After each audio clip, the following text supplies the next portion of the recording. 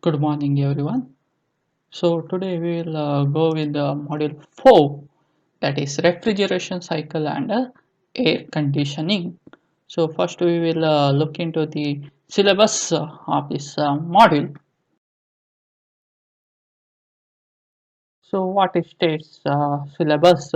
So we have the two portions in this module. One is the refrigeration cycle, another one is the air conditioning. So in the refrigeration cycle, so basically first we will study what you mean by refrigeration. Then we will study the different types of refrigeration system involved in the current trends. That is vapor compression system, vapor compression refrigeration system, its description, analysis, and how we are going to find its efficiency in terms of COP. Then what are the power required for drive that refrigeration system. Then we will study about air cycle refrigeration system. In this we will come across the basic cycle of refrigeration system, that is reverse Carnot cycle. Then we will go for reverse Breton cycle. Then we will go for vapor absorption system. Then also we will go for steam jet refrigeration system. Also, along with this, we will just check what are the good properties of a refrigerant. So, whenever you select a refrigerant, what that desirable property you should have. Thermodynamic property might be, safe working property might be, physical property might be other properties. So, what are the property you should have that refrigerant? So that also these things we will cover in this refrigeration cycle. Then we will go for the problem. So today class we will try to finish this theory portion of this entire refrigeration cycle. And another unit of this module is the air conditioning part. So in this we will study about psychrometric properties of an air. So air psychrometric properties like sensible heat, wet, humidity, then sensible specific humidity ratio, all those things we will find out. Then afterwards we will have the psychrometric chart, how to read that chart, how it will be helpful for determining the specific humidity, relative humidity, then the moisture content in the air, all those things. So we are going to find out from this chart with the given condition. Also we are dry bulb temperature means what, wet bulb temperature, all those things we will study over here. Then analyzing the air conditioning process, that is four basic process we will involve in a air conditioning system, that is heating, then cooling, then humidification, then dehumidification. So these are the four processes how we will going to show in this four processes in the psychrometric chart. All those things we will study. Then we will have the mixing of two streams. Whenever two streams will mix adiabatically, means without transfer of heat, when the two mixture will means how it will be effect of that mixture will be taken care. Then about the finally about the cooling towers. So these are the portions will be there in the air conditioning system. Then again problem regarding the air conditioning system. So this is what syllabus you have for the fourth model, refrigeration and air conditioning. So now we will go for the refrigeration. So basically what you mean by refrigeration? So in generally you will tell how comfortness you will give the human. If you say human, so you are sitting inside the home and you are feeling very hot, you may feel discomfortness. So how you can give the comfortness? By suitably certain temperature range. So means within that temperature range the human will feel comfortness in his nature. So that temperature, how to achieve that temperature? Means surrounding temperature may be in a hotter condition. So to get that desired temperature, how you are going to achieve? So that is nothing but your refrigeration. So refrigeration is nothing but it is a cooling of a system which is below its surrounding temperature. For example, you take the fridge. If your fridge you are having inside temperature is around in the range of 0 to 5 degrees centigrade. That means outside you may have 25 to 30 degrees centigrade. So you are maintaining one cabin of a system which is below that of surrounding temperature. So that is nothing but the refrigeration. So refrigeration is nothing but cooling of a system which is below the temperature of its surrounding. So in the earlier days, there are two methods they used to find out this refrigeration. One is melting of ice, and one more is your dry ice or solid ice. So these are the two methods they are used to get that refrigeration effect. How exactly you are going to get that one? So melting of ice or snow was one of the earliest method which is used in a refrigeration, and it is going to employed in nowadays also we are going to employ. You can see that melting of ice in rural areas, in cold drinks or fish, all those things. You may see that melting up of ice or snow we are using to cool the product or to save the product. So we are using that method. So what will happen when ice is placed in a given space which is warmer than 0 degree centigrade? You know that ice will be melt at 0 degree centigrade. If the surrounding temperature is above 0 degree centigrade, if you place that ice in that place, what will happen? It will flow from a surrounding to ice. So it will flow from a surrounding to ice. What will happen? Temperature of the surrounding will drops and cooling effect will be done. So that is the main thing in our cooling of the ice. How you are getting the refrigerated in that cable, in that cabin. So if you take the example of a cold drink box, in earlier days one big box will be there inside. They are keeping the ice and cold. So cold will be a normal temperature of say 20 to 25 degree. If you keep the ice, what will happen? Ice will be in the 0 degree centigrade. Your cold will be at 25 degree centigrade. So what will happen? Obviously it will flow from that cold to ice. So temperature of that cold will decreases, and refrigeration effect will be done on that system. So in this way, the space or surrounding will be refrigerated from the ice. So during that, what will happen? The latent heat of heat of the fusion of the ice will be supplied from the surrounding, and so ice changes its state from solid to liquid. That means it will takes the heat of latent heat. We can see over here, this is the latent heat, you can see. So during the conversion of heat, that will ice will take that latent heat from the surrounding, and ice changes its state from solid to liquid, whereas your surrounding will get refrigerated. So this is how in earlier days refrigeration impact was done. And another way is by doing the solid carbon dioxide, or we will call it as dry ice. So another way of doing the refrigeration effect is by solid carbon dioxide or dry ice. So in a normal atmospheric pressure, your carbon dioxide CO2 cannot exist in a liquid state. In the normal atmospheric, it is in a vapor state. So what will happen when consequently solid CO2, whenever this solid CO2 is exposed to atmosphere, what will happen? It will directly sublimate. What do you mean by sublimate? Sublimation is nothing from directly it will convert liquid to vapor. Remember, that is at the critical point.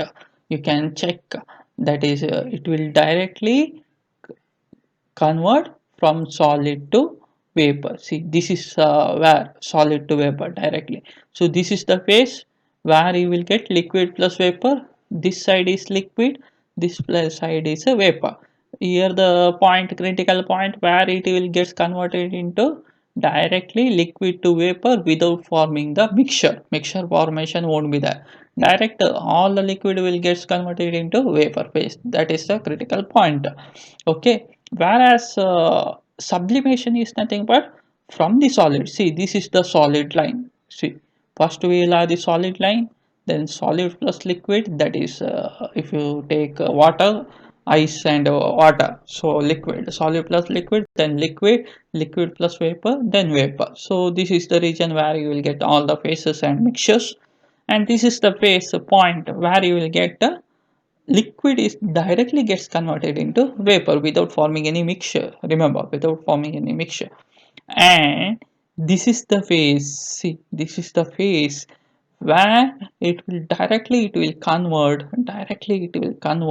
solid into vapor without forming any kind of liquid. So that is known as latent heat of sublimation. Latent heat of sublimation, the heat required at that particular temperature and pressure, how it will get how much amount of heat required for conversion of solid to vapor without forming the liquid, that heat is known as latent heat of sublimate.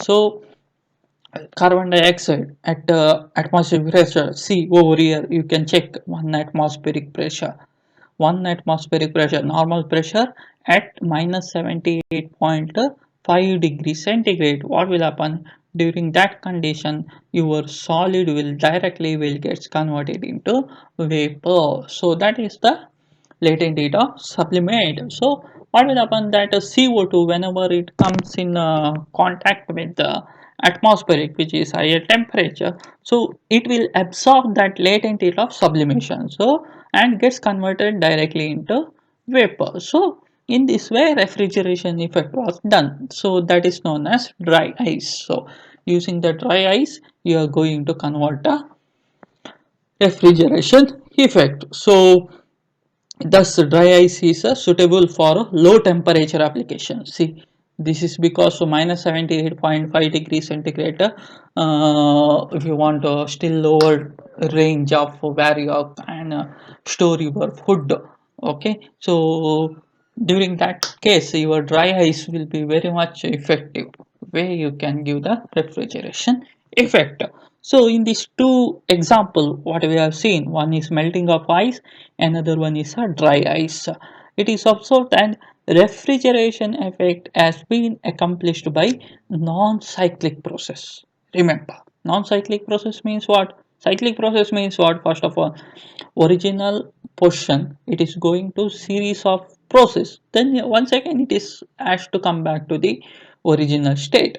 So then it is called as one cycle has been happened. So now non-cycle means original state to some other state, and you won't recover that working fluid over here. So that is known as non-cyclic process. So we are left after work has done, we have left that working fluid to the atmospheric. Here also after refrigeration is done, that working fluid either ice or CO2, we are giving that whatever the condition it has after refrigeration, we are leaving to that atmospheric. So hence in both these cases, your refrigeration is effect is done by non-cyclic process. So now we have to check how we can get that cyclic process from the working fluid. So continuously, because we can't change the working fluid regular basis, so we need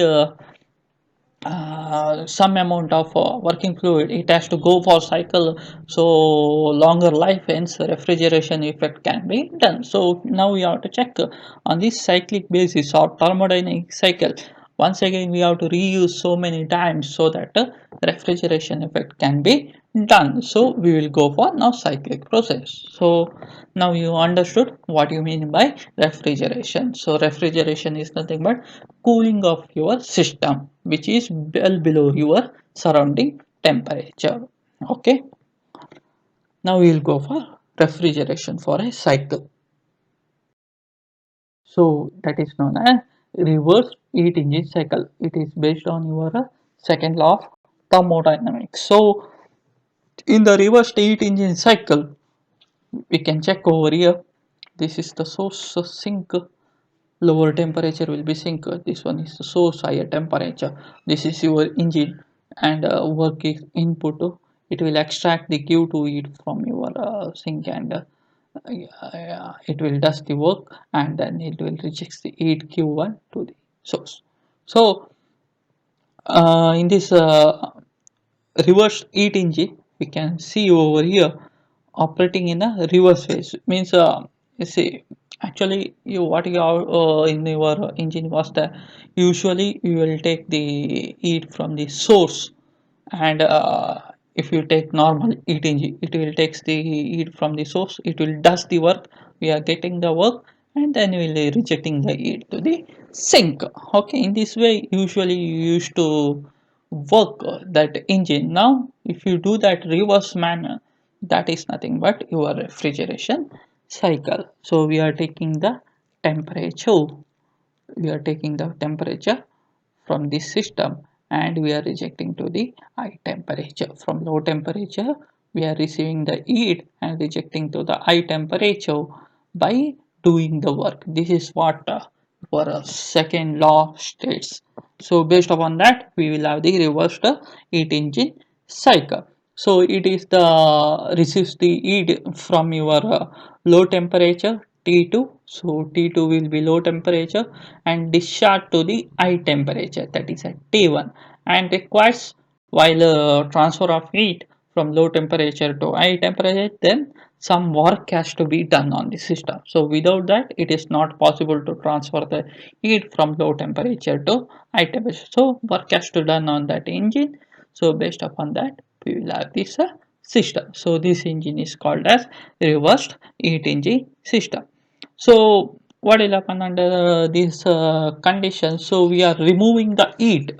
So whenever you are removing the heat from a system on a region, so what will happen? This region will get below the temperature of the surrounding. So what will happen? This region will become cooling effect will be done, or refrigeration effect will be done. So first it will have the surrounding temperature, normal temperature. So you are keep on receiving or removing the heat from this region. So what will happen? The temperature of this region will become below than that of surrounding temperature. Hence what will happen? Refrigeration effect will be done on this region. So that is nothing but your refrigeration cycle. So this is how refrigeration cycle will work. And such a device where it will receives the heat, it will take the heat from low temperature region and it will discharge it to the high temperature region with the net work done on the system, and such a device is called as refrigerator or heat pump. So refrigerator, because we need a cooler place over here. In a heat pump we need a uh, heat means a higher temperature than the surrounding. So basically depending upon the requirement, we will have the refrigerator and heat pump. Heat pump, now you just forget about that one, just you concentrated about refrigerator. Okay, so like efficiency we have, that means how much work output you have got, like that here also it is based on how much cooling effect has done, because here main criteria is you have to cool the space. So that means how much amount you can remove the heat, how much amount you can remove the heat from this engine or from this device. So that is the main thing over here. So our output is this Q2, how much heat you can remove. So instead of efficiency we have over here coefficient of performance. So it is just like your efficiency itself, but we are telling in terms of coefficient of performance, that will be defined as refrigeration effect to the work input. That means to remove this heat from this region, we have to do some amount of work on this engine. So with this cost of work, we are removing the heat. So here output will be your Q2 and input will be your work. With the work input, we are removing the heat of Q2 from this space, so that this space will become refrigeration effect. So and COP is defined as refrigeration effect, that is nothing but Q2, how much amount of heat you can remove from this space, divided by network input. So work input W. So that is nothing but COP of refrigerator. Q2 W you can write, that is nothing but Q1 minus Q2. You can write like this. So This is nothing but COP of a refrigerator. So here onwards, rather than efficiency, you have to tell COP. COP is nothing but refrigeration. It is the ratio of refrigeration effect to the work input. Okay, now we will go for the reversed engine cycle, that is cycle. So to the this one, it is simple. See, whatever you have studied in earlier module, same component will be there, but the cycle will be in a reverse case. Okay, so for example, if you take, you have the compressor. From the compressor, actually it is going to boiler to turbine, turbine to condenser, you have to. But now in this case, it is a reverse. From the compressor, instead of going to the boiler, we are going to condenser. From the condenser, we have the, instead of turbine, we will have the expansion engine. From the expansion engine, it is going to the evaporator. So this is exactly Carnot cycle, reverse Carnot cycle we will call. So in this, we can see the schematic diagram of this reverse Carnot cycle and TS diagram of our reverse Carnot cycle. So this is the compressor. Remember, this is the compressor. Then we have the condenser. Then we have the expansion engine. Then we have the evaporator. We will start the process from the compressor. So inlet will be state 1, outlet will be state 2. So next condenser will be a, inlet will be 2, outlet will be 3. Next expansion engine, inlet 3, outlet 4. Evaporator, inlet 4, outlet is 1. So this is a cycle. Okay, we are coming back to the original. So work is done on the system, that is WC on the compressor. Next, so initial pressure will be P1, outlet will be P2, because compression pressure will rises. Then condenser will be there, so where we are supplying the heat. Next, expansion will be there, so there where the work is done by the system, WE. Next, evaporator, where we are adding the heat to the system. Okay, so Carnot cycle, as already you know, it will consist of two isentropic process and two constant temperature process. There is nothing change over there. So compressor and expansion will be your isentropic process. So compressor and expansion will be isentropic process, whereas condenser and evaporator will be constant temperature, that is isothermal process. So this is how your Carnot cycle will be there. So but whatever you have studied in the earlier case, same thing will be there, but process will be reversed manner. In the like this, if we going, it should be in the this way it is going. So all the things will be in the reverse the manner. So in this, whatever in the refrigeration cycle, remember whatever fluid or working fluid over here, whatever we are using, we will call it as refrigerant. Remember, refrigerant is the working fluid over here. So normally we will call it as working fluid as a refrigerant. So refrigerant is used for the process. Now we will go for process 1 to 2, that is the compressor. So compression of the refrigerant will take place. So pressure will increases as well as temperature, we can see over here. So pressure will increases as well as temperature will increases from 1 to 2 at a constant entropy, that is isentropic process. So since it is isentropic process, your Q value will be 0, the compression process. So Q value will be 0, your W will be H2 minus H1. Okay, so work done on the system, WC H2 minus H1. Next, after 2 to 3, 2 to 3, it is a constant temperature process. Remember, constant temperature process, that is in the condenser. Condenser is nothing but your heat exchanger, where it will takes the heat from the surroundings, where it will takes the heat from the surrounding. So what will happen? Q1, it will takes, so temperature will remain constant, pressure also will remain constant. Okay, so during this process, what will happen? sorry, here it is not, it will be rejected. Okay, so it will be rejected to the direction is wrong. Please note that it will be rejected to the surrounding, and so temperature will constant temperature, it will reject the heat. So heat rejection is given by T2 into S2 minus S3, T2 into S2 minus S3. So this is about Q1. Next, after rejecting the heat to the surroundings, we are going to the expansion engine where it will expand isentropically. See, once again 3 to 4, isentropically entropy will remains constant, your pressure will decreases, temperature will decreases during this process 3 to 4. So your isentropic expansion, so since it is isentropic expansion, Q will be 0. On the work done, it is given by H3 minus H4.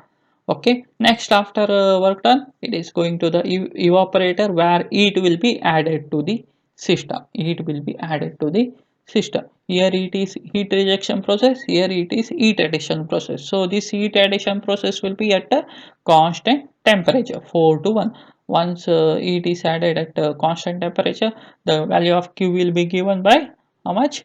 T2 into S1 minus S4. So this is how your Carnot cycle will works. Now all the processes, you know, 1 to 2, 2 to 3, 3 to 4, 4 to 1. 1 to 2 isentropic compression, so pressure will rises, work is done on the system, Q value will be 0. 2 to 3, it is a constant pressure heat rejection process, constant pressure heat rejection process. So answer Q1 is equal to constant pressure or constant temperature, you can say constant temperature. So Q1 is equal to T1 into S2 minus S3. Next 3 to 4, it is your expansion engine, so expansion will take place at the isentropic, reversibly and adiabatically expansion will take place, and so We will be the H3 minus H4. Next fourth one, evaporator where it will be added to the system, so that is given by T2 into S1 minus S4. So all the processes we are noted down, just note down and get the expression for COP. Process 1 to 2, your Q value will be 0, W will be H2 minus H1. Next process 2 to 3, Q1 it is given by, that is heat rejection, or Q2 to 3, that is given by T1 into S2 minus S3. Work done will be 0 during this process. Next process 3 to 4, isentropy, Q value will be 0. Work done, it is given by H3 minus H4. Next process 4 to 1, it is heat addition process. Heat addition process means Q2, that is given by T2 into S1 minus S4. W will be 0. So now net work done will be how much? Net work done, WE minus WC. It is given by also Q1 minus Q2. WC minus WE, that is also equals Q1 minus Q2, because summation of work will be is equal to summation of heat transfer. That is your first law of thermodynamics for a cycle. Summation of work is equal to summation of heat. So WC minus WE, that is also given by Q1 minus Q2. Q1 value you know, that is this one. Q2 value you know, just substitute, you will get W net. So W net will be T1 into S2 minus S3, that is Q1, then T2 into S1 minus S4. So over here you just check, S2 also is equal to S1, okay, S3 also is equal to S4. Just substitute over here, instead of S1 you can write S2, instead of S4 you can write S3. So S2 minus S3, so what will become? W net is equal to T1 into S2 minus S3 minus T2 into S2 minus S3. Here S2 minus S3 common, take it outside. So you will get W net as T1 minus T2 into S2 minus S3. So this is the value of W net, or net work transfer in a reversed Carnot cycle.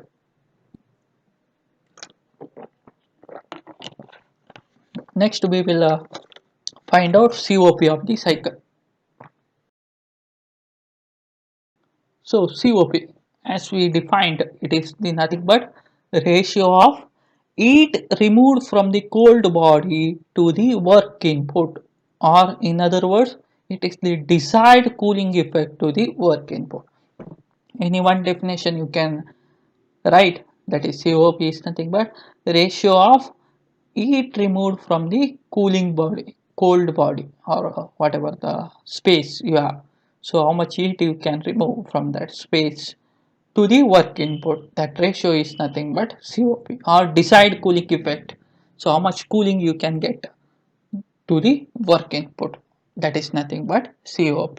So COP you can write heat removed from the cold body to the work input. So heat removed will be, now we have Carnot cycle, reverse Carnot cycle will be there. Heat removed will be Q2 and work input will be W net. So already you have gone through in the previous slide, you noted down the value of Q2 and W net. So just substitute over here. What will become T2 into S1 minus S4, T1 minus T2 into S2 minus S3. Once again, you can write S2 is nothing but S1 and S4 S3 is nothing but S4. So just you can substitute S1 minus S4. This will cancel, so you will get T2 divided by T2 minus, sorry, it should be T1 minus T2. It should be T1 minus T2. So you will get COP as a T2 minus T1 minus T2. That is nothing but COP of a Carnot cycle. So in general we can write Q2 by W net, Q2 by Q1 minus Q2, or T2 by T2, T1 minus T2, T1 minus T2. Remember, that is T minimum temperature divided by maximum minus minimum, maximum minus minimum. So this is how COP of a Carnot cycle you can achieve. Okay, so from this equation we can see that see from this equation we can see that COP can increases with the decrease in temperature. Remember, that is the temperature difference, whatever you have, T1 and T2. T1 is this one, T2.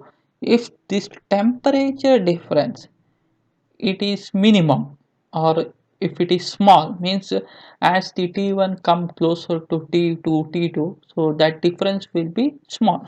So if this difference is small, then the COP of the Carnot cycle will be maximum. So it is important to note that for same T2 and T1, for same T2 and T1, COP can increase with the decrease in the temperature difference, that is T1 minus T2.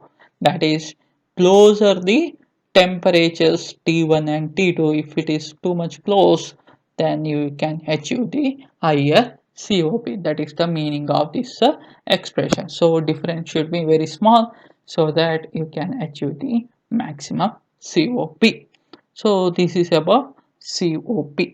Okay, so this is reverse the Carnot cycle. So next we will go for next topic. So refrigerant and its properties. So whenever you talk about refrigerant means the working fluid in a refrigeration cycle. So commonly used refrigerants are halogenated hydrocarbons, and which is priority names you can check, freon, genetron, actron, etc. These are the things you are using in a refrigerant. Freon and ammonia based refrigerants, aqua ammonia, all those things they are using in the refrigerant. Among this Freon 22, your famous Freon 22, Freon 12, Freon 12 already it is banned. Difluoromethane because of global warming, ozone depletion. This one Freon is banned. Freon 22 you can check Freon 11. All those things they're having the problem with the global warming. So many other refrigerants also came into market. Ammonia is most commonly used, but problem with the ammonia is if any leakage happens in a domestic then it is a very dangerous for the health. So ammonia uh, is not used in domestic, but it will be used in cold storage or food storage plant, where it is very effectively can use as a refrigerant. Other refrigerant, CO2, SO2, methyl chloride, methylene chloride, ethylene chloride, R134A, R410, R408, all those things are there. R means refrigerant, and naming will be having certain like 2211, 410, 134A. That will indicate their chemical formula in a short form. Okay, so these are the refrigerants we are using in a refrigerator. So whenever you select, so many refrigerants are there. Whenever you select that refrigerant, it should have a properties so that cooling will be very effective. So what are those properties that you will study now? So one is the thermodynamic property. Whenever you talk about thermodynamic property, that is boiling point, freezing point, and your condenser evaporator pressures, then critical temperature, latent heat of vaporization, all those things will come into picture. Next we will have the safe working properties or chemical properties. Whenever you talk about this one, then whether it is a toxic or flammable or explosive or corrosive or chemically stable, all those things will come into picture. Next we will have the physical properties. Physical properties means specific volume or specific heat or thermal conductivity or viscosity. All those things will come into picture. Next, other properties like color and leakage detections, or whether it will give the maximum COP or power consumption is less, cost and ease of handling. So these are the things will come into picture. Okay, now we will see one by one. First, we'll go for thermodynamic properties. Thermodynamic properties in this first one is the boiling point. So, whenever if you're selecting any ideal refrigerant, so that refrigerant should have the low boiling point, because just now you have seen that it has to take the heat. If it is in low boiling point, it will takes the heat. It will refrigerant will get converted into liquid into vapor state. Hence boiling point should be as low as possible. If it is high, then it may not take that much heat, and cooling effect will be won't be that much effective way. So boiling point should be as low as possible. So high boiling will lead into the reduced capacity of this system. Okay, next to freezing point. So whenever you talk about an ideal refrigerant, it should not freeze means what? It should not become a solid at that evaporator temperature. So whenever it will takes the heat, hence low freezing point is necessary for your ideal refrigerant. Okay, next condenser and evaporator pressure. So we have seen that condenser to here evaporator will be there in the top. We will have the condenser. So whenever you talk about ideal refrigerant, both condenser and evaporator pressure should be slightly above that atmospheric pressure. This because slightly above as well as it should have positive pressure. So why this positive pressure? So this positive pressure is necessary so that prevention of leakage of air and moisture from the surrounding into the system. So that can be avoided whenever there is a positive pressure. So for that reason we should have the positive pressure, and which will be higher than that of atmospheric pressure. So that pressure is in the condition also it should not be too high. If it is too high, what will happen? The equipment will be heavy, cost will be there for that equipment, because we have to create that high pressure. So equipment cost will rise, and it will necessitate the heavy construction. Because of higher pressure, your vibration will come into picture, and so construction will be heavy. Heavy construction it will necessitate for that system. Hence high pressure also it is not suitable, but slightly above your atmospheric pressure always desirable, so that it can prevent the leakage of air and moisture into the refrigeration system, as well as it will avoid the uh, any entering of the any other material to the into the system. Also, it should not be too high so that equipment cost should not rise. Okay, so this is about evaporator and condenser pressure. Next, we will go for the critical temperature and pressure. So critical temperature and pressure of the refrigerator should be higher than that of temperature of the condenser. See, condenser means the top part condenser will be there, so it will reject the heat. So at what temperature condenser will operate, huh? So your critical temperature should be above that of condenser temperature. Just remember that your critical temperature should be as high as possible, that is above the condenser temperature. You should have the above the condenser temperature, because during that, if it is above condenser temperature, the heat transfer rate will improve. Okay, if it is below that condenser temperature, so we have to provide as high as possible. Next, latent heat of refrigerant.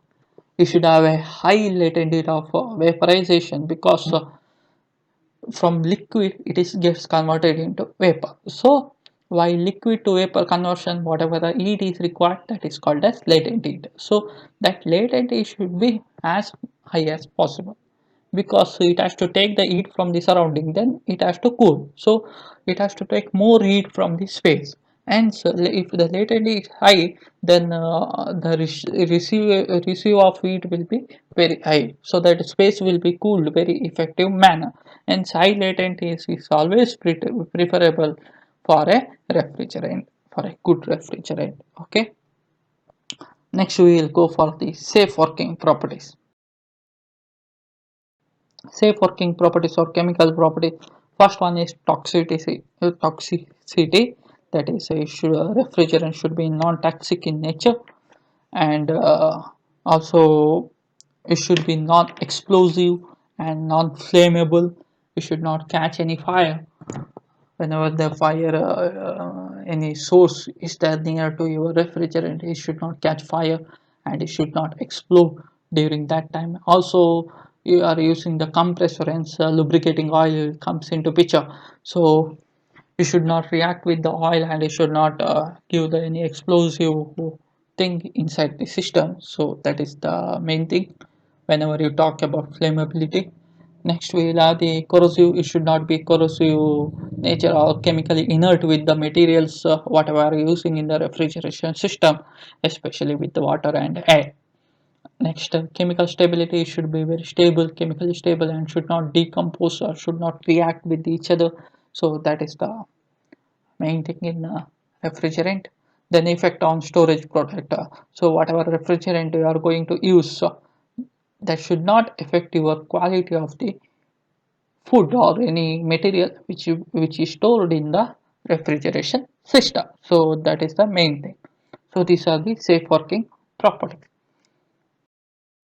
These are the physical properties. So physical property, it means whenever you talk about physical property, that is a specific volume. So any ideal refrigerant should have the low specific volume, because whenever if you are using the high specific volume, then the compressor size will increases. For the same refrigeration effect, the compressor size will increases if you are having the volume is high. So compressor size means net work on the compressor will increases, hence cooling effect will be reduced, or efficiency or COP of the cycle will be reduced. Hence refrigerant should have the low specific volume. Next, specific heat or liquid. So specific heat. So whatever you talk about specific heat, an ideal refrigerant should have low specific heat for liquid and high for vapor. So in the liquid state, whatever the refrigerant is there, during the liquid state, the specific heat should be low. But while converting to the vapor, the specific heat should be high, because while conversion, if the specific speed at vapor also if it is low, then cooling won't be that much effect. So while converting into vapor, that has to take the more heat. Hence, at vapor it should high, at liquid it should be low. Next, thermal conductivity. Thermal conductivity means it is the transfer of heat. So obviously, ideal refrigerant should have high thermal conductivity so that transfer of heat will be very easy for the both liquid as well as vapor phase. Hence, net cooling effect can be increased if the high thermal conductivity refrigerant is used. Next, viscosity. Viscosity should as low as possible. If it is high, then friction will come into picture. Then the flow will be won't be that much easy. Hence, viscosity of refrigerant in the both liquid as well as vapor phase should be as low as possible, so that the flow will be easy. Once flow is easy, then the power consumption will be less. If the flow is not that much easy, then power consumption will be more. That is, pumping power or compressor power will be high. So hence, ideal refrigerant should have the low viscosity. The other properties order.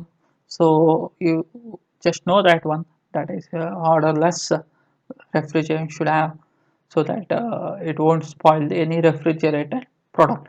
Then leak tendency, that is refrigeration should be easily detected, so that leakage can be we can see from the normal person. COP, refrigerant should have the high COP and less power consumption for ton of refrigeration. Then refrigerant and oil relationship, an ideal refrigerant should be easily miscible with the lubricating oil, or else it will provide some other problems. Then the cost, obviously cost should be as low as possible, and it should be easily available, and it should be very lesser trade. So these are the properties of a refrigerant. Already I have studied in first year, just we are going through the once again for ideal refrigerant properties. Okay, so next we will move on to the next part of this system, that is unit of refrigeration.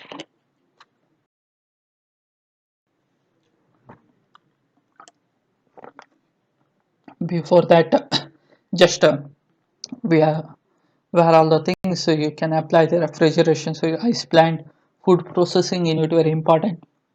Transportation including dairies, industrial air conditioning, comfort air conditioning, chemical and related industries, hospitals, laboratories, and finally domestic application. You see, you can see at your home only. You can see fridge or air conditioning. So refrigeration effect you can see. Next, refrigeration system. When you talk about refrigeration system, there are varieties. There. One is the vapor compression system. Next one is vapor absorption system. Then air refrigeration system. Then special type of refrigeration system that is called as jet refrigeration system. So all the four things we will go through.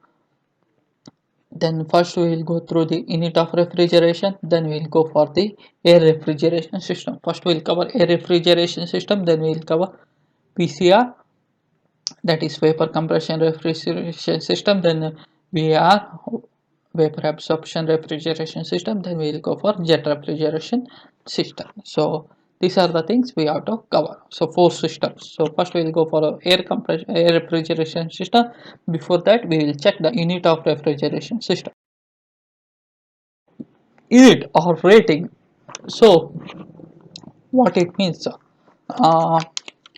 see, capacity of a refrigerator machine or its rating is given in terms of refrigeration effect. That means how much cooling you can do on the space, or how much heat it can absorb from the space to be cooled. So that is the main criteria over here.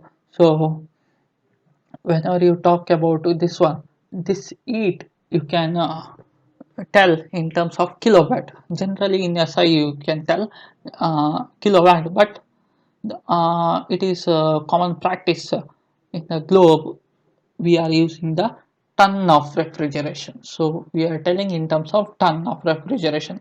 You can see whenever you're buying fridge, so they will tell 2 ton, 3.5 ton, 4 ton, all those things you can check. Especially in air conditioning, also in your fridge, also they will tell in terms of ton of refrigeration. So that is the common unit, but in SI unit always it is a kilowatt. So this rate of heat removal also expressed in ton of refrigeration, which is a common practice in the globe. So what do you mean by ton of refrigeration?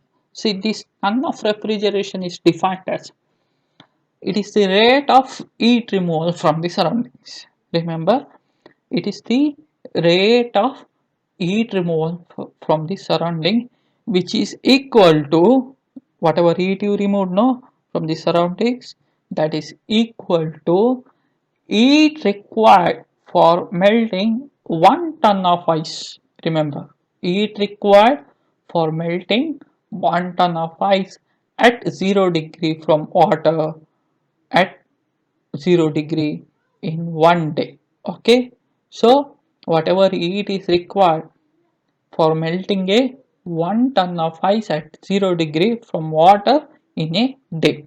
So that is nothing but your 1 ton of refrigeration. So 1 ton of refrigeration is nothing but the amount of heat removed from the surrounding. It's just nothing but how much heat you can remove from the surroundings so that cooling can be done.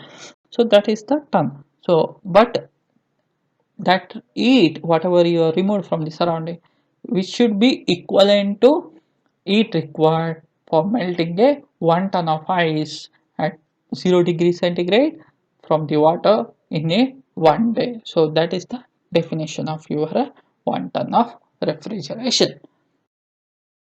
So now we are removing the heat from the solid ice to liquid ice. So that is nothing but latent heat of fusion will come into picture. So latent heat of fusion for the ice will be 336 kilojoule per kg. So we will just cross check. So 1 ton of refrigeration is nothing but, see, 1 ton means 1000 kg. So latent heat means kilojoule per kg 336. So kg will get cancelled. Now we have to get hour. So per day it is per day. So per day as per the definition per day we have 24 hours. So divided by 24. So 1 ton of refrigeration it will comes around 14,000 kilojoule per hour. But some errors or some kind of approximately equivalent it has taken. 1 ton is nothing but 3.5 kilowatt. When your gets converted kg per kilojoule per second, that is divided by 360, it will comes 3.89.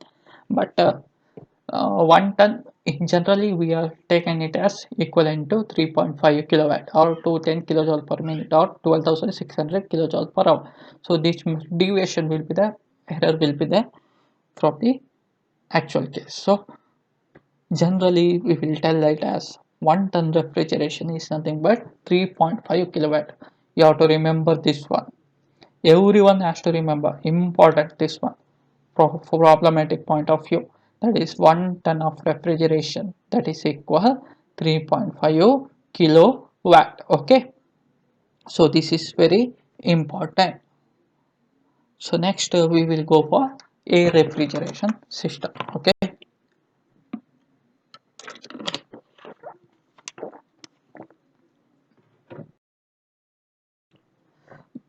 So basic process already you know this one. So compression, heat rejection, expansion, heat addition. So these are the things basic process will be there in all the four systems. So these are the this won't change: compression, expansion, heat rejection, heat addition. So all those things will be remain same compared to, but all the cycles are reversed. That's it. Okay. Reversed Brayton cycle. This is also called as air refrigeration cycle. Remember. So what do you mean by air refrigeration cycle? The whatever refrigerant here used, it is the air. So it is called as air refrigeration cycle. So air will be the refrigerant which will remove the heat and cools the space. So for that reason it is called as air refrigeration cycle. So I already have just gone through this Brayton cycle module 2. In the Brayton cycle whatever is there, two constant pressure process and two isentropic process. Here also same thing, two constant pressure, two isentropic pressure, and air is the cycle. So which is similar to Brayton cycle itself, but all the cycles are reversed. So this reversed Brayton cycle also called as Bell-Colomel cycle. So one and the same, reverse Brayton means also same, Bell-Colomel also same, and air refrigeration also same. So three names are there. Remember, air refrigeration, reversed Brayton, Bell-Colomel. Okay, both are all the three names will represent the same. So reversed Brayton cycle or Bell-Colomel cycle, it is a air refrigeration cycle where air is your refrigerant to absorb the heat from a low temperature system. So basic components similar: compressor, heat exchanger, expander, then refrigerator or evaporator. So evaporator part now owners, it is known as refrigerator. Remember, okay. I will call it as evaporator only. That part is always a refrigerator where the space has to be cooled. Okay. Then expander, heat exchanger, compressor. These are the four components will be there in the air refrigeration cycle or Bell-Colomel cycle or reversed Brayton cycle. Now we will go for the diagram. So this is your diagram. So this is the space you need to cool. Okay. So this is your compressor, this is your condenser, this is your expander, this is your refrigerator. 1 to 2, 2 to 3, 3 to 4, 4 to 1. So this is your isentropic process. 1 to 2, 1 to 2 isentropic compression process. Here compressing 1 to 2. Okay, 2 to 3 your constant pressure process, constant pressure heat rejection Q1. Okay, heat rejection Q1. Okay, next 3 to 4, 3 to 4 is the expansion process, expansion engine will be there, expander will be there. So work done by the system. 3 to 4 isentropic process. Then 4 to 1 it is your heat rejection process or heat addition process. Means from the space we are adding the heat to this system. Okay, so that this space is cooled. So this is called as evaporator. So here working fluid will be there over here, so it will flow like this. It will takes the heat from this space, and this space will get cooled by absorbing the heat. So here is the heat addition process to this system. So it will be added, Q2 it will be added. Okay, so this is your PV diagram similar to your Brayton cycle. So like this. So TS diagram same thing, just you just interchange the process, that's it. Okay, so first here isentropic compression process, what will happen, your pressure will rise, temperature will rise. So since it is isentropic process, Q value will be 0. Next 2 to 3 it is the constant pressure heat rejection process, constant pressure heat rejection process. So heat rejection is given by 2 to 3, heat rejection process it is given by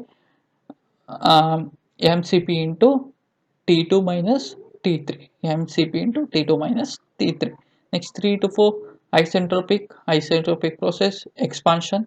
So expansion what will happen, value of Q is 0. Next 4 to 1 again constant pressure heat addition process, constant pressure heat addition process. So hence mcp into T1 minus T4. So this is how your Bell-Colomel cycle works. So Bell-Colomel, two constant pressure and two isentropic process will be the compressor, expansion, condenser, evaporator. Condenser and evaporator, heat rejection, heat addition. Compressor work done on the system, here work output. Okay, so this is how your Bell-Colomel cycle works. So already you know. Now we will get the derivation. So very important derivation. We have to get the COP in terms of pressure ratio. How we are getting. So 1 to 2 process. 1 to 2 process, what I told. 1 to 2 it is a value of Q. It is a 0 because it is a isentropic process. Next process 2 to 3. Process 2 to 3 constant pressure process, heat rejection process. So what is the value of Q? Q is nothing but Q1 is nothing but m into Cp into T2 minus T3. heat rejection, M into Cp into T2 minus T3. Next 3 to 4, it is again isentropic process, so Q will be 0. Next 4 to 1, it is a constant pressure heat addition process, so your mcp into T1 minus T4. So this is your, the net work done will be, W net will be Wc minus We, that is also equals Q1 minus Q2. So W net you can write Q1 minus Q2, Q1 is over here, Q2 is over here, MCP is common, you can take it outside, so you can get MCP into T2 minus T3, W net, MCP you can take it outside, T2 minus T3 minus T1 minus T4. So this is your W net you will get, okay. So this is W net. Now COP, as per the definition of COP, what is the formula for COP? COP is nothing but desired effect. Desired effect means how much amount of you can absorb the heat, that is Q2, divided by refrigeration effect divided by work input, that is W net. So COP can be given as W net Q2 divided by W net. Before that you have to find out Q2. So refrigeration effect Q2, it is nothing but mcp into T1 minus T4. This is the refrigeration effect. So COP will be refrigeration effect divided by net work done. Q2 you know, W net you know. Just substitute, you will get like this. So mcp will get cancelled. In terms of temperature you will get the COP. So this is the COP of Brayton cycle in terms of temperature. Now I want COP in terms of pressure ratio. How to get the pressure ratio? Because so P2 will be there, P1 will be there. So how to get this pressure ratios in terms of temperature? So what you have to do? Next case, next what you have to do? This T1 minus T4 numerator is there, no? Bring it into the denominator. So what will become T1 minus T4? If you bring here T1 minus T4, here T1 minus T4. So this term will become 1. So we will see this one. So this term you have to bring denominator. So here denominator will be there, here denominator will be there. So this term will become 1. See how it will be, T2 minus T3 divided by T1 minus T4 minus 1. Okay. Once you bring this one, next bring T2 outside over here and T1 outside over here. So what will become once you bring T2 outside? 1 minus T3 by T2. If you take T1 outside, 1 minus T4 by T3. Okay. So bring that outside. So what will become? 1 divided by T2 you have taken outside, T1 outside. So you will get like this. Okay. Note down this one as equation 1.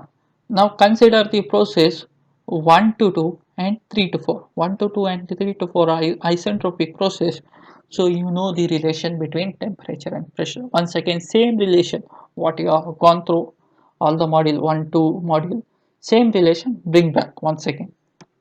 That is T2 by T1. Consider process 1 to 2 and 3 to 4. T2 by T1 is nothing but T2 by T1 is nothing but P2 by P1 to the power gamma minus 1 by gamma. So note down as 2. Similarly, T3 by T4 also you note down, that is P3 by P4 to the power gamma minus 1 by gamma.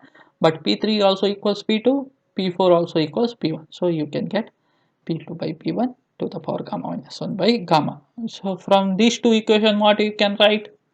T2 by T1 also equals T3 by T4. Okay, T3 by T4, that is also equal T2 by T1, or just rearrange the terms. So what will become? T4 you bring this side, T2 you bring this side. So what will become? T3 by T2, that is equals T4 by T1. So remember this equation 4. So from this equation 4 you can check over here T3 by T2, T3 by T2 you can write by T4 by T1. That means this term will get cancelled. These terms are gets cancelled. So remaining term will be 1 divided by T2 by T1 minus 1. T2 by T1 is nothing but this one. So substitute over here.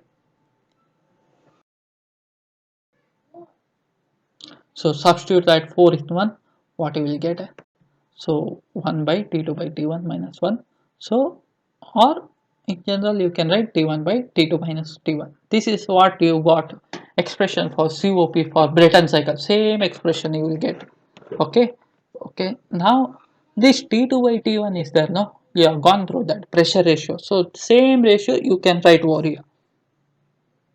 T2 by T1, that is pressure P2 by P1 to the power gamma minus 1 by gamma. Substitute over that, you will get P2 by P1 to the power gamma minus 1 by gamma, or Rp to the power gamma minus 1 by gamma minus 1. So this is the expression of COP for a Brayton cycle in terms of pressure ratio. So this is how you have to derive. Okay. So this is about Bell-Coleman cycle. Okay.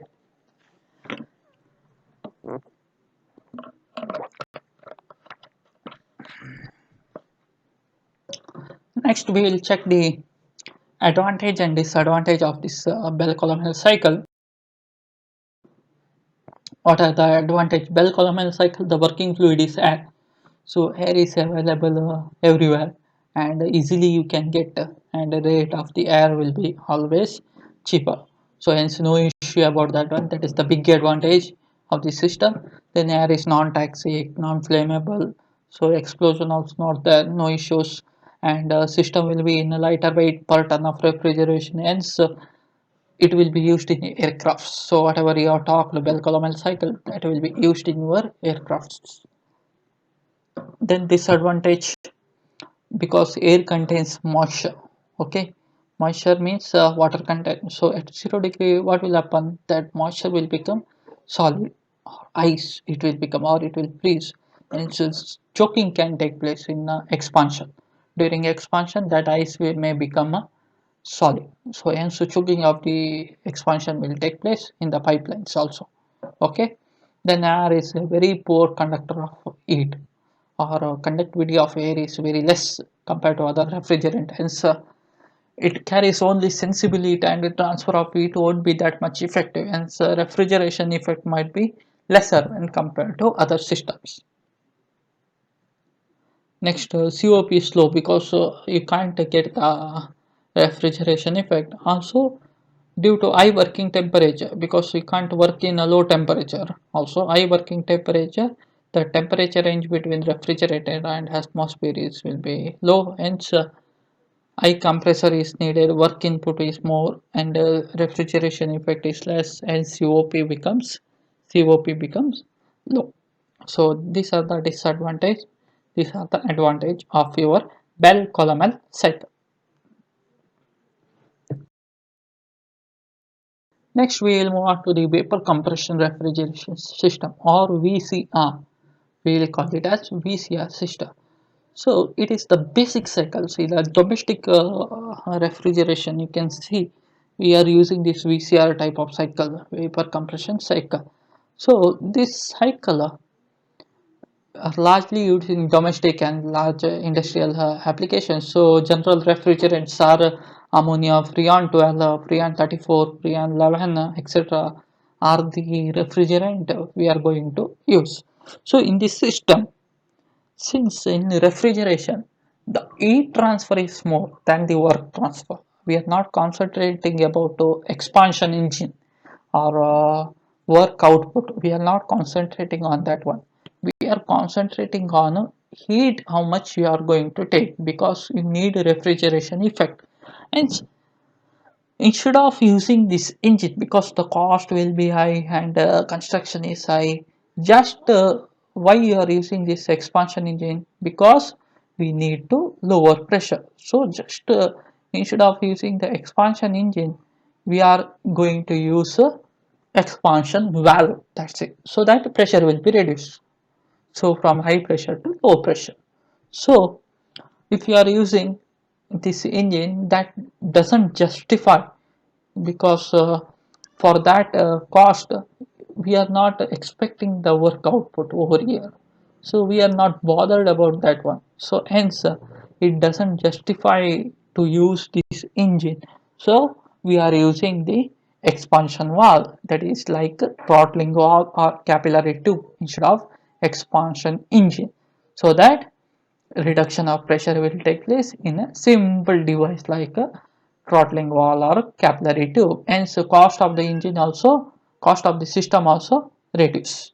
So this is where VCR will be very much effective. Okay.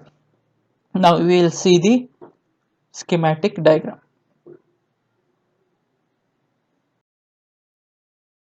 So this is your VCR engine. So compressor will be there. So inlet will be one. So P1. So sorry, it should be P1. It should be P2. So interchange. So compressor P1, P2. Next, to it is coming to the condenser where you are going to reject the heat Q1. From the condenser, it is going to the valve, expansion valve or throttle valve or capillary tube. So this experiment you will do in sixth semester. Heat transfer lab. We are going to do experiment on a VCR engine. So expansion valve will be there. Just it will reduce the pressure from P2 to P1. Okay. So this is a reduction of pressure. We are going to use the expansion valve. Okay, throttle valve. So after expansion valve, evaporator. So only changes you have made over here. So expansion valve rather than expansion engine. Okay. So your PV diagram, TS diagram, HS diagram will be shown here. But very important is pH diagram. Remember, pH diagram will be there. Okay. So this is very important. So PV diagram, it is like see here two cycles are there. Remember, one is wet cycle will be there, one is a dry cycle will be there. So this is wet cycle 1 dash 2 dash 3 4 1 dash, this is wet cycle. Another dry cycle 1 2 3 4 dry cycle. Okay. So just you draw only dry cycle rather than wet cycle until unless it is specified in the question. Okay. 1 to 2 it is a compression, 2 to 3 it is your heat rejection process, 3 to 4 expansion, then 4 to 1 it is the heat addition process. Similarly 1 to instead of 1 to 2, 1 dash 2 dash compression. Okay, wet compression. 1 to 2, 2 to 3, 3 to 4, 4 to 1. So again compressor. So in this compressor, what will happen? What will happen? It is a reversible adiabatic process. That is nothing but isentropic process. 1 to 2 is your isentropic process. 1 to 2 is your isentropic process. Remember, 1 to 2 is your isentropic process. So in this 1 to 2 process, remember the whatever the state it will enter, depending upon that we have two types. If it is a saturated vapor like 1, over here it is a saturated vapor, there won't be any liquid particle. See, just check in all diagram, 1 is a saturated vapor, you won't get any liquid. Okay. If it is in a saturated vapor condition, then it is called as dry compression. Remember, dry compression. If it is not in a saturated vapor condition, or it is a mixture of wet and mixture of liquid and vapor, and at the end of compression it will become a saturated vapor, so then such a kind of compression is known as wet compression. Okay. So 1 to 2 represent your dry compression, 1 dash to 2 dash it represent your wet compression. But always dry compression is preferred rather than wet compression, because you are using different refrigerant. Okay. So what will happen if that liquid refrigerant is stuck in cylinder head or piston of your compressor, then it may have a explosion. Okay.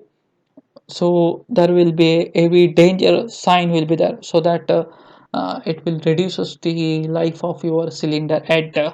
All those things it may take place. So and so dry compression will be useful. Also this if that liquid comes in contact with the your lubrication oil, that will make lubricity will be ineffective.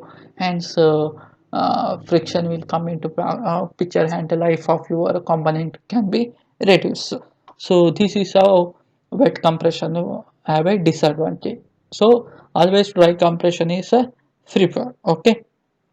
Okay, this is what about compression process 1 to 2, 1 to 2 compression process 1 dash to 2.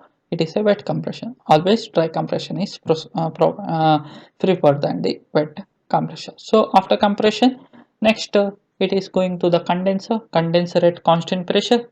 So at constant pressure, condenser session will take place. So 2 to 3 from vapor to liquid, then liquid to 2 to 3. So that is what you will call a de-superheated. Means superheating means from liquid to vapor. Now it is coming back vapor to liquid. So this is known as de-superheating. 2 to till over here, 2 to till over here, 2 to till over here, 2 to till over here. It is called as de-superheating. First it will de-superheat, then it will condensation of the process will take place. Condensation means what?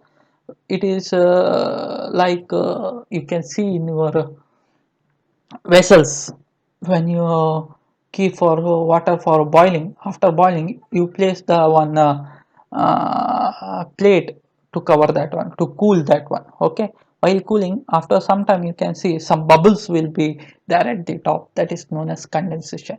Whatever steam is there inside that one, that will comes in contact with your plate and condensation begins. Means it will reject the heat, and from vapor it will become liquid. So condensation process, that is known as condensation process. So 2 dash to 3, it is the condensation. So from here to here, this is the condensation process. So condensation process means you are rejecting the heat. So rejection of heat will take place Q1 at constant pressure. So rejection of heat can be take place. After rejection of heat at constant pressure, what will happen next? It will goes to the expansion valve or throttle valve or capillary tube. So here just a function of this valve is just to reduce the pressure from P2 to P1. It is reducing the pressure. Okay, so but this process is not reversible adiabatic. Remember, it is not isentropic process. So hence we are marking it as a dotted line. Dotted line. So dotted line, it represent, it is not an isentropic process. It is just a process to uh, change the pressure from P2 to P1. So this is reduction of pressure, but it is not a isentropic process. Okay, but enthalpy will remains constant. H3 equals H4. H3 equals H4. We can see over here. Enthalpy will remains constant. Enthalpy will remains constant. H3 equals H4. So during this enthalpy is constant, hence you can find out value of X4. Okay. So next, after that, evaporator is the main thing where you have to cool the space by absorbing the heat or heat addition process to the system, so that surrounding space is cooled. So this is at a constant pressure process, reversible process, so which will complete the cycle. The refrigerant whatever is there, it is throttled by a valve pressure, saturation temperature at this pressure being below the temperature of the surrounding. So it may flow from virtue of temperature difference from a surrounding, which gets cooled and refrigerated to the refrigerant. So evaporation process, that is nothing but by absorbing the heat, so that surrounding space is cool. So heat is absorbed, heat is absorbed, heat is absorbed. So this is how your vapor compression will works. So here refrigeration effect is Q2, and work done is your compression work. So refrigeration effect will be Q2 and compression work net. So COP will be Q2 by WC.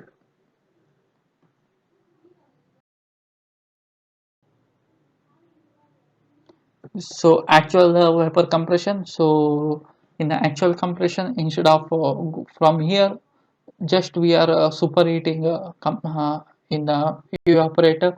Then degree of subcooling is that I will explain in the later stage. So this is how it will become your actual vapor compression refrigeration cycle. Supercooling and superheating will be done along with the normal process. So next we will have the operating parameters. How operating parameters will affect your refrigeration effect. First one in this evaporator pressure. See, if you consider evaporator pressure PE and temperature TE, so this is the normal 1 2 3 4, this is the normal cycle. Now this, if it is evaporator is decreased to the PE dash, so 1 dash 2 dash 3 4 dash, that is a new cycle with the reduction of evaporator pressure. So 1 2 3 4 that represent a normal cycle, and 1 dash 2 dash 3 4 dash that represent the evaporator decreased to PE dash. So this pressure is PE dash. From PE to PE dash, we are reduced the pressure. So while reducing the evaporator pressure, what will happen? So you can see, while reducing the pressure, the temperature also will reduces from TE to TE dash, and also refrigeration effect also reduces. See, the length of a 4 to 1, it has been reduced, so means the amount of heat transfer available will also reduce. That means absorption of heat process will be lesser than that of normal pressures. Hence refrigeration effect is reduced. Once refrigeration effect is reduced means obviously COP will also reduces. So refrigeration effect will be reduced. So next, after a refrigeration effect, next compressor work, what will happens? See, 1 to 2 dash, here the length of the 1 to 2 dash will be more than that of 1 to 2, means compressor work also increases. Compressor work also increases, refrigeration effect also decreases. That means COP obviously going to reduce. So this is the effect of evaporator pressure on your refrigeration system. Okay, so by decreasing the evaporator pressure, refrigeration effect decreases, compressor work increases, COP decreases. So this is the main effect of reducing the evaporator pressure. Condenser pressure. So condenser pressure means we can see the basic cycle will be 1 2 3 4. This is the basic cycle. So here we can see, here on our pH diagram will be represented on the vapor compression cycle. Okay, so you have to remember this pH diagram. 1 2 3 4, that is the basic cycle. And if you increase the condenser pressure, what will happen? 1 2 dash 3 dash 4 dash. So this is your new cycle with the new pressure. Okay, so while increasing the condenser pressure, what will happen? Your compressor work also increases. What about refrigeration effect? Refrigeration effect also decreases, and COP also decreases. So while increasing the condenser pressure, temperature anyway it is going to increase from TC to TC dash. Next, it will decreases the refrigeration effect, increases your compressor work, and so COP decreases. So this is about condenser pressure. Next we will have the degree of superheat. This is very important. Degree of superheat. So superheating means what? See, first we have the normal temperature, saturated vapor, 1 to 2 compressor, 3 to 4 condenser, 4 to 3 to 4 expansion valve, 4 to 1 it is your evaporator refrigeration effect. So instead of this one, still if you want to give after formation of vapor, still you are waiting for in evaporator chamber, it will resist the heat and it will become superheated vapor. This is always preferable because increasing the superheater means from saturated vapor to superheat 1 dash.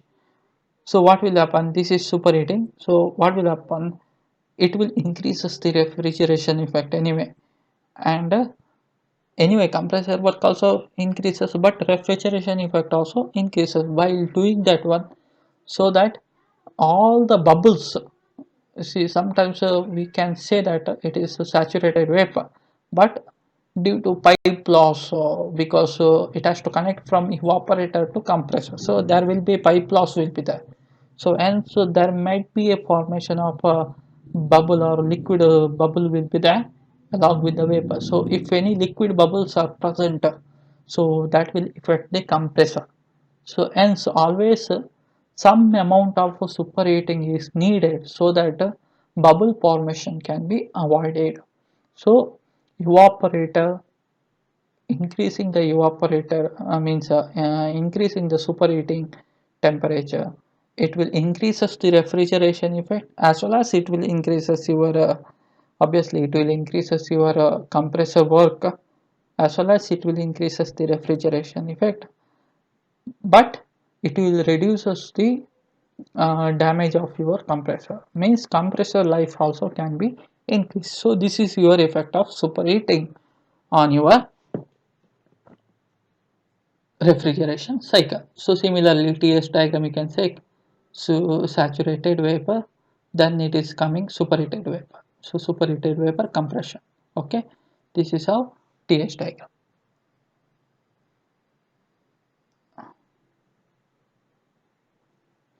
Next we will have is, so subcooling, very important subcooling. So first we will see basic cycle, this one, 2, 3, 4. Then 1 to 3 dash 4 dash, that is subcooling. So subcooling degree will be from 3 to 3 dash. So after condenser, after condenser, it is coming to the saturated liquid.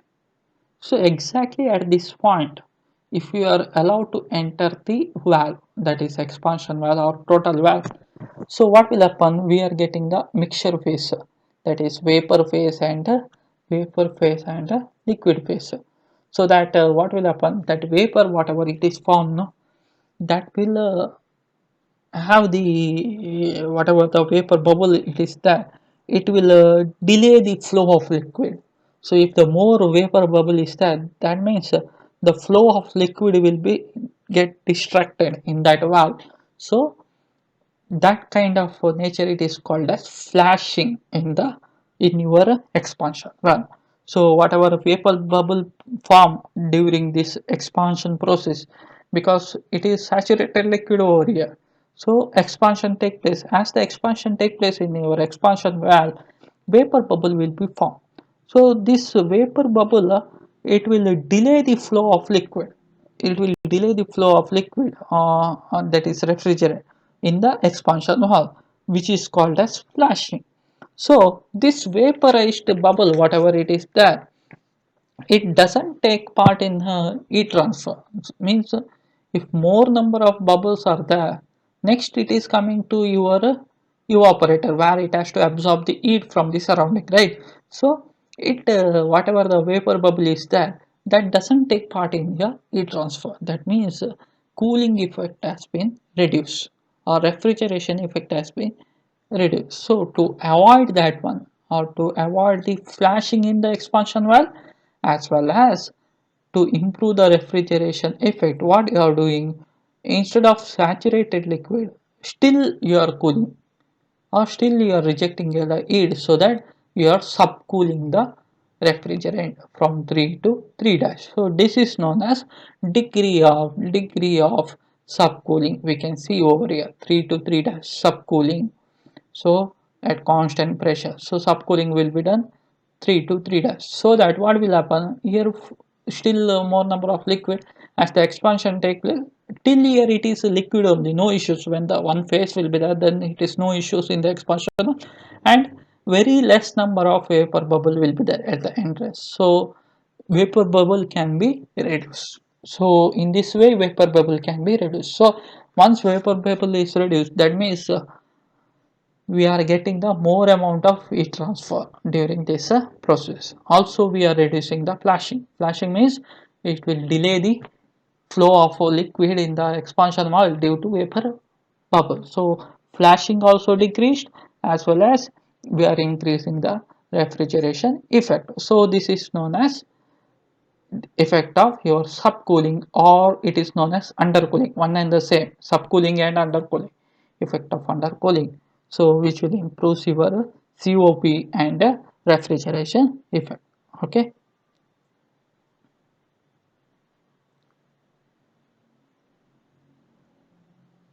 so this is about subcooling.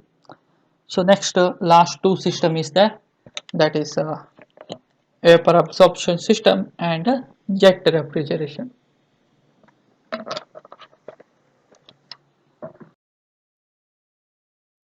Next we will move on to the vapor absorption system. So in absorption system, so now you studied vapor compression system. Vapor compression system, how it is working: compression, then condenser where it will rejects the heat, then we will have the expansion valve or throttle valve, then we have the evaporator. So this is the normal system of vapor compression. So instead of compressor means you have to put more amount of work over there. So how you can reduce that amount of work?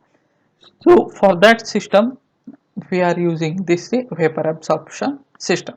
So we are absorbing, or we are some amount of absorber is there, so that two fluid will exchange the heat, and work transfer can be done. So this is how it will work, vapor absorption system. So in this we are using the ammonia as a refrigerant and water as an absorbent. So two fluids will be there, one is ammonia and water. So hence it is known as aqua ammonia solution or aqua ammonia system. So ammonia refrigeration system we'll call it as. Like that, a liquid bromide system will be there, and some other system will be there which will work on absorption system. So this absorption system in your syllabus only about ammonia, aqua ammonia absorption system. So I am only concentrating on that aqua ammonia absorption system. So here compressor is replaced by the absorber, generator, absorber and pump. So this combination, and so network input can be reduced. Okay, so the main aim of this system is to reduce the network input, that is the compressor input we have to reduce. So that is the main aim of this system. So that can be replaced, compressor can be replaced by generator, absorber and pump. So next we will go for the diagram. So diagram you can check over here. See, condenser part is remains same. Expansion valve is remains same. See over here, after expansion we are getting some amount of bubble. So this bubble will be always dangerous, because not dangerous. This will be reduces the this one cooling effect in the evaporator. Okay, so this is how liquid will be gets converted into vapor as it passes through the evaporator. So finally you are getting the superheated vapor over here. Okay, now this is the part. So this part, instead of compressor, we are having the absorber, generator and heat exchanger. So this is the part we are replacing in the absorber system. So that means in the compressor means mechanical work will be there, or mechanical mechanism will be there, assembly will be there. So that part it has been less, means less mechanical parts are there, and efficiency can be improved. Okay, so in this, ammonia is the refrigerant and water is a absorbent. Water is your absorbent. Okay, ammonia is the refrigerant and water is your absorbent. Okay, so I will start from here. Ammonia vapor is formed. Okay, in the evaporator, ammonia vapor is formed. So once ammonia vapor is formed, it is going inside your absorber. Okay, okay, once it is going inside your absorber, it will starting we have the more here water is more. Once it is going to the inside the absorber, while coming out we will have the strong solution of ammonia, because it will mix us with the water. So that mixing with the water in the absorber, so that at the end ammonia water mixture will come into picture. So ammonia water mixture will come into picture. That means at the outlet of this we will have the strong solution of ammonia and water vapor. Water will be there. So this strong solution of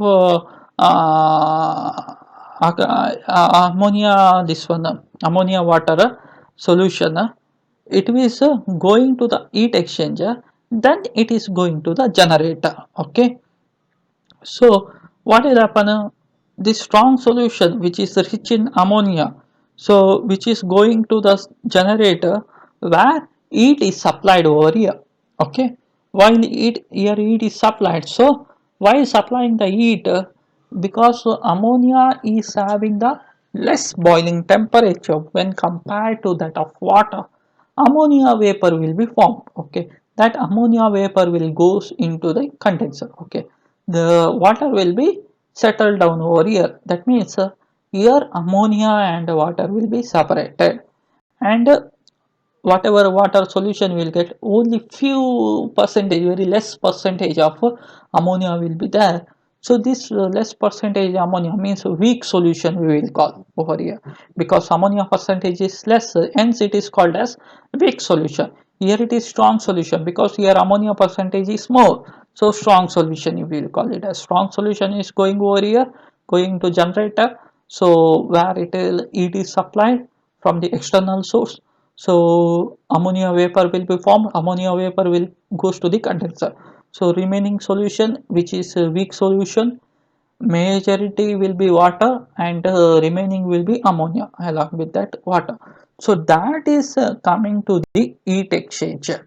See, while coming to the heat exchanger, which will free it because it will reject the heat, so because it is at higher temperature, so due to higher temperature it will reject the heat, and which will preheat the your strong solution, means transfer of heat will take place, hence it will preheat your stronger solution. So weak solution will heat is rejected, strong solution will absorb the heat. So hence cooling of weak solution will take place, heating of, or preheating of strong solution will take place. So hence what will happen, the amount of heat required in a heat generator will be less because of preheat of this solution, hence the amount of heat required will be lesser.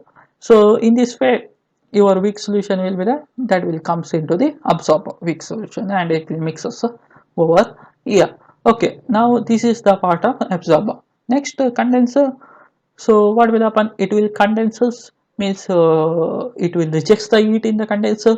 That means whatever vapor is there, that will be formed liquid at the end of a condenser. Once liquid ammonia comes into the expansion wall, what is the function of expansion one? High pressure liquid is gets converted into low pressure liquid, so small amount of water vapor bubble will be there, so that is going to the evaporator. In the evaporator it takes the surrounding heat and cools the surrounding, and liquid ammonia will gets converted into vapor, and then it is going to the absorber. In this way cycle will be completed. So this is how your vapor absorption system will works. Okay, so once again I will tell you. So in the vapor absorption system, first I will start with the absorber.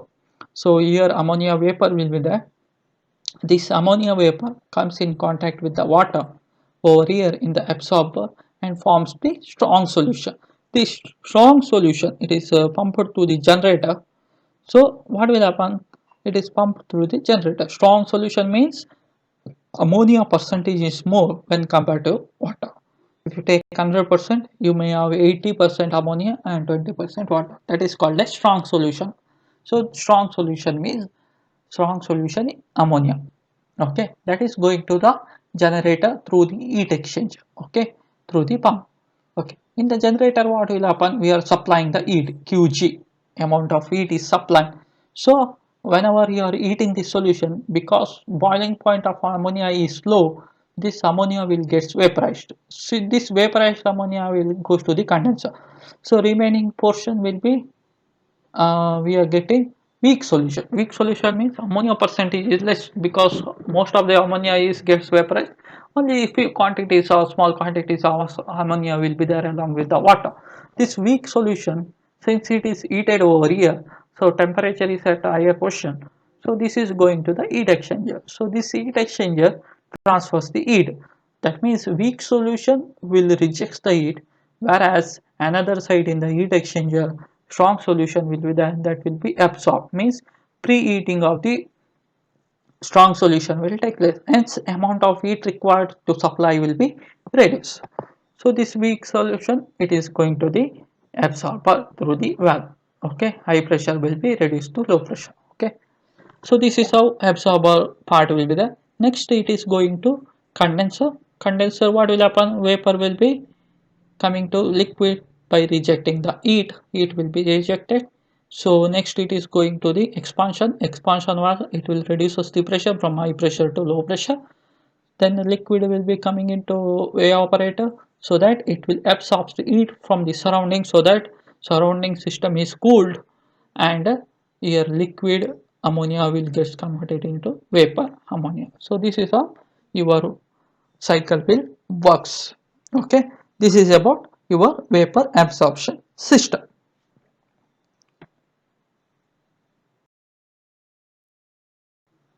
Advantage of this system, very less moving part, or we can say no moving part at all.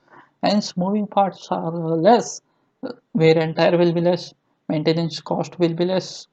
So these are the advantage, one advantage. And for supply of heat, because in the generator we have to supply heat, so very small amount of heat is required because ammonia boiling point is less, and so small amount of heat is used. So low grade fuel can be used, which is very cheaper in rate. So amount of heat supply, so for that cost is very less compared to that of compressor input. So sometimes waste heat also can be used. So these are the advantage.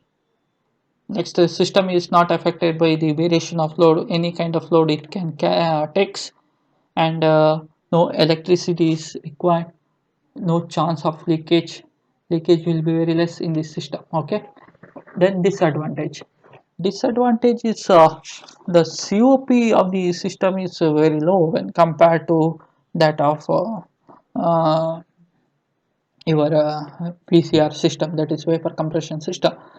Compared to that of your COP is very low, and system is very much weight because so many other component, absorber will be there, generator will be there, then heat exchanger will be there. Instead of one component we have three more extra component, and it is in a very bulky in nature. Then higher cost initially, that is initially you have to give the more cost compared to that of VCR. So these are the advantages and disadvantage of your vapor absorption system. Okay. We will move on to the final topic of this refrigeration, that is steam jet refrigeration system. So steam jet refrigeration system, very important system. Actually, in the syllabus it is not there, but till last year it was there. So for the safer reason, we will go for this one. So what are the component? It will have boiler, then steam will be there, ejector will be there, condenser, condensate pump. This is the external system. This is the cooling load, or where you want to cool the system. So this is like evaporator over here. Then we have the expansion valve, then we have the flash chiller, then we have the chiller pump over here, then extra if you want water over here, so makeup water system will be there over. Yeah, so this is the simple steam jet refrigeration system, and thermodynamic cycle, that is TS diagram, is shown over here. So in this water, I will start over here. Water at the state 9. So water will be there initially. Here water we are using as a refrigerant. So water will be there at state 9, which will be going to the expander, where expansion of water will take place. Expansion means pressure will be reduced. So expand pressure will be reduced from 9 to 11. See, we can see over here 9 to 11 pressure is reduced. So 9 to 11 pressure, as soon as I say numbers, you can just check over here also. 9 to 11 pressure is reduced. So expansion of the fluid will take place, that is the water will take place. This state water, it will enter into the flashing chamber, so or flash chiller, it will flash chiller will call. So it will goes into the flash chiller. Due to flashing of some liquid here, flashing of the liquid will take place, the remaining water will get chilled. Because of at a lower temperature, the remaining water, whatever chiller in the water is there, that will get chilled to the desired temperature, whatever the required temperature we want. So that temperature, this water will get chilled. Okay, and that temperature we can say TE. Okay, that is the 10 we can see over here, 10 or 7 we can see 7, 7, 10, because this is the temperature you want. So the remaining it will get chilled, water will get chilled, and chilled water at state 7. See, stage 7, it is come to the chiller pump. So chiller pump, what it does, it will pressurize the pump 7 to 8. Okay, chiller pump will be there, and it is going into the cooling load where the cooling of the system has to take place. Okay, it will take the load, and it will cool the system by absorbing the heat, so that it will raises the temperature to 9. Okay, this is how your cooling will take place. So here because here sometimes here vapor will be formed, and level of water will be less, and to make level of water uniform, some makeup water facility is given. So makeup water facility at 6 enters the throttle valve, and required pressure is maintained. So it is going into the flash chiller. So this is one system. So next, here in the flash chiller, sometimes water vapor is formed. So that water vapor, it is going into the ejector. So in the ejector, from state 2, it is compressed to a state 4 by the ejector, which is driven by your motive steam. So steam will be produced. So that steam is coming to the ejector because high pressure. So the compression of this water will take place and to the desired state 4. Okay, then it is condensed in the condenser. So whatever the high steam will be there, so that will be condensed, so it will be rejected, so it will be condensed to the state 5, and pumped back to the boiler, and once again pumped to the boiler. So this is how your system will work. From the boiler, your steam is produced, that steam is going into the ejector. So okay, so this is how your cycle will work. So the overall CFE of the system, see, overall COP of the system is low. The steam jet refrigeration finds application in air conditioning for comfort where steam is available, because availability of steam is more than comfortness required. For that reason, we are using this kind of system. Okay, and whenever the safety is a prime concern, because of safety, because there only water is we are using, and so safety will be very much dominant over here compared to other system. Hence whenever the safety is used, so this system can be used. It is also used for concentration of con- uh, concentration or drying of heat sensitive food and chemicals. So depending upon that, this system can be used. Okay, so this is how your steam jet refrigeration works. Next, limitations. So it requires high vacuum and cannot be used if the temperature is below 0 degree, because ice formation will be there. So low temperature application you can't use. Size of the compressor should be very large, because volume of the fluid, or this one water will be very large, and the size of the compressor will be large. Then the compression ratio in the thermocompressor is limited only to 8, and heat removed in the condenser is almost double as compared to that of VCR system. Then what are the advantage? No moving part, less moving parts we can say, hence noiseless, flexible in operation, as cooling capacity can be quickly changed. Weight to per ton of refrigeration is low, and plant life is more used in cold water processing, rubber mills, chemical food processing plant, breweries and refineries, etc.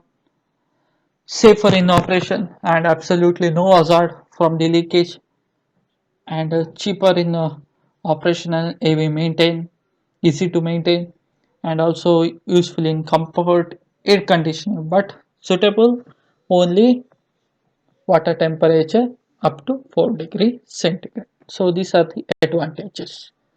So this refrigeration unit is completed. So mainly concentrate about Carnot, reverse Carnot engine, then reverse Brayton cycle engine, that is Bell column cycle or air refrigeration, then VCR engine, then properties of good refrigerant, then vapor absorption system, steam jet refrigeration, this much portion, and one derivation in the Bell column cycle. So only few percentage of theory will be there. So study that one properly. So this will complete the theory part. So next class we will go for the problematic part. So based upon this class, these are the questions you have to submit. So 28 and 67, and from ME 2 to 4, they have to explain reversed Carnot cycle. ME 06 to 15, reversed Brayton cycle. ME 016 to 21, superheating and evaporative pressure effect of parameters, superheating and evaporative pressure. They have to explain 26 to 31, VCR cycle. 32 to 36, they have to go for the derivation of COP in terms of pressure ratio for a Bell column.